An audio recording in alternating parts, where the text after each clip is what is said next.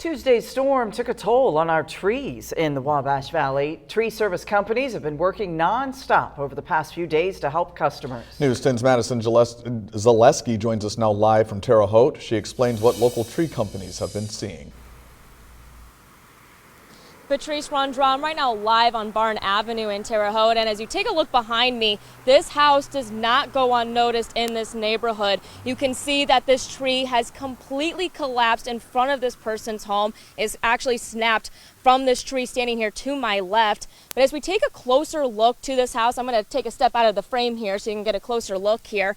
The tree has completely landed right in front of the house, in front of the person's yard. It really didn't do too much damage to the house except for the corner by the roof. It looks like the gutters are hanging down, and it looks like the owners have also put a tarp down on it. So this could have been a whole lot worse. But with these types of severe storms, it often signals a surge of business for tree companies. And I spoke with one local tree service company in Terre Haute, and workers there told me they have had their hands full the past few days removing trees like this one.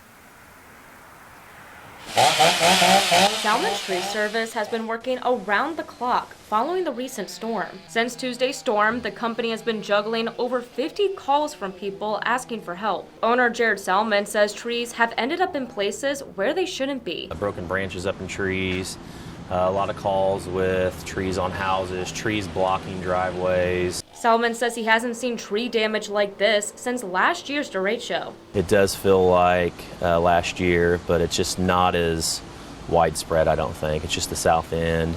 Last year it went on, we were doing storm work for a couple months. My guess is this will be a couple weeks. During each job, workers grab piles of small and large branches from lawns and shove them through a wood chipper. And this is when Salmon assesses the trees for damage. Depending on the severity, the company will work with the customer's insurance to figure out an estimate. The company tries to respond to each call as best it can, but Salmon explains that some calls need to be pushed back so they can respond to emergency calls. We have a couple mini skid steers that can really work in and out of backyards pretty quick, and those jobs can take half a day or a couple hours, but there's some jobs where they just are super technical and can take a day and a half, 2 days. In the meantime, Salmon advises customers to be patient and take precautions around a damaged tree. Even if a tree isn't totally destroyed, it may still pose a threat. Doing brush and stuff is fine, but leave the big logs and the large pieces up to the professionals, because pieces can shift and roll, and nobody wants somebody hurt.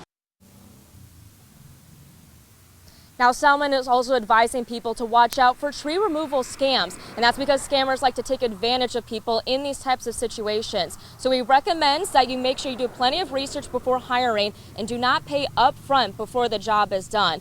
For now, reporting live in Terre Haute, Madison Zaleski, News 10.